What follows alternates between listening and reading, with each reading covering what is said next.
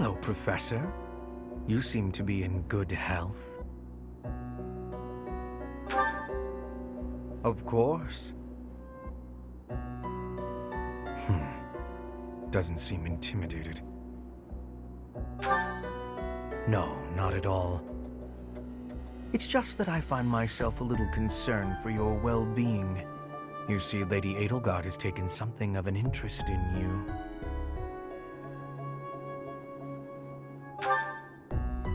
Don't be flippant. There is something you need to understand about the role I play here. One of my many duties is to determine potential advantages and potential threats to Her Highness. If you prove yourself useful to Lady Edelgard, then all will be well. If you pose a threat, I shall have to dispose of you. Yes, this is no joke. While I may be a student here, I am her servant first and foremost. Therefore, if an untimely demise is not to your liking, you would do well to demonstrate your utility with all haste. I should warn you that I am far less compromising than Lady Edelgard. Do not be at ease merely because you stand in her good graces for the time being.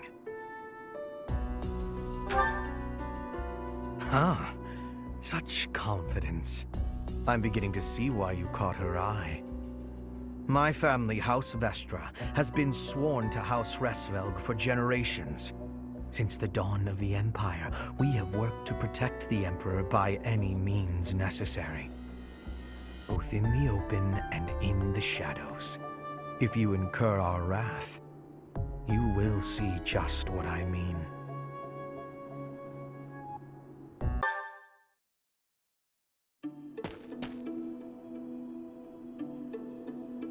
It seems I am discovered. I suppose that means assassination is out of the question. At least for now. Merely keeping an eye on you for the moment. Nothing to be concerned over. Unusually watchful. Difficult to steal upon in slumber. Perhaps an odorless, tasteless poison. Lady Edelgard certainly took interest in a difficult one this time.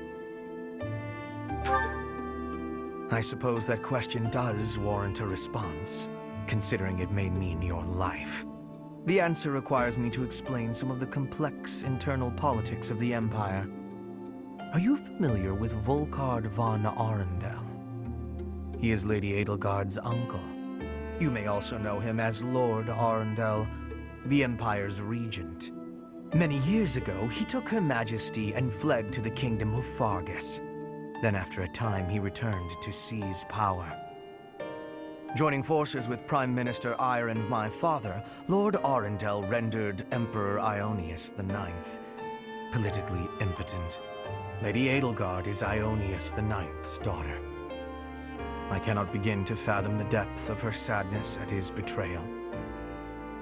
I see something, Arundel, in you. When I look at you, I feel I can almost see a second self lurking beneath the surface. It is as if you are in constant dialogue with something inside your heart. Something with desires very different from your own. Does that description feel familiar to you at all? Because to me, you seem unpredictable. As though you could turn traitor at any moment.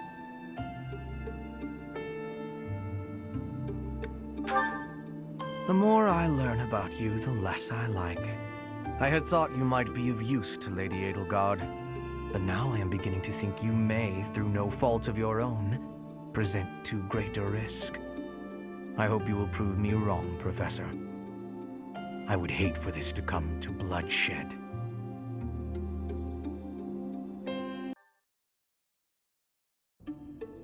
Nice place, isn't it, Professor? Standing here, you can almost feel the goddess's absence.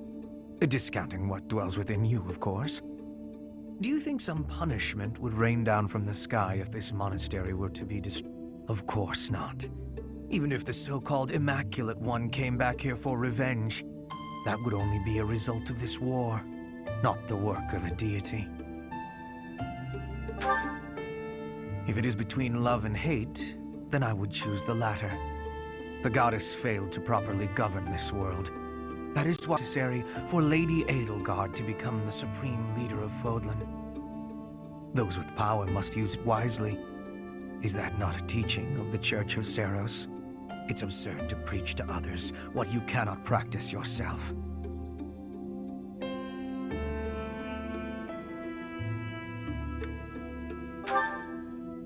Yes.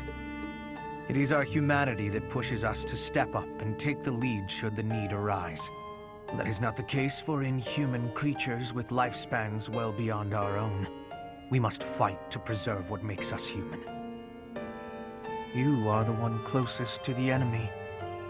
I wonder if you will be able to maintain your humanity to the end. You make it sound easy. I find myself trusting you, even with my life. I've already dedicated my life to Lady Edelgard. To throw my lot in with you is inconceivable. But if I had 2 lives to give, I might devote one of them to you. We could be a couplet of birds, flying alongside the sovereign of Black Eagles.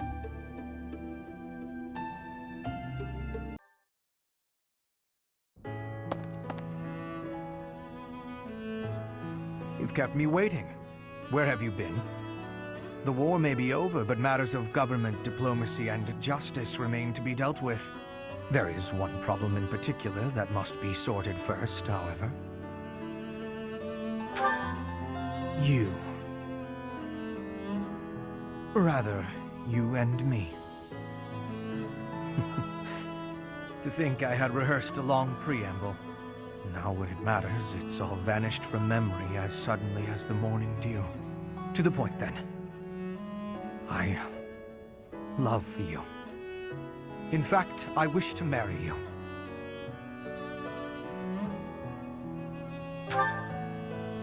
I know this must come as a surprise, especially in light of my devotion to Lady Edelgard. I've already spoken to Her Majesty about this. She told me to follow my heart. She seems to prefer that you be with me rather than some dubious individual. So you could say that we have her blessing.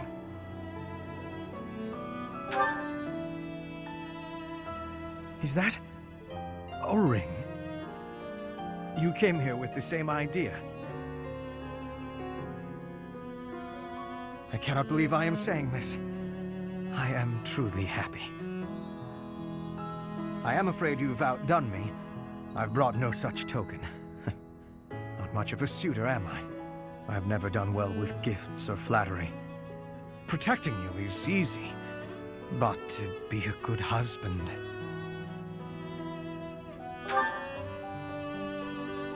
Of course such a thing doesn't bother you.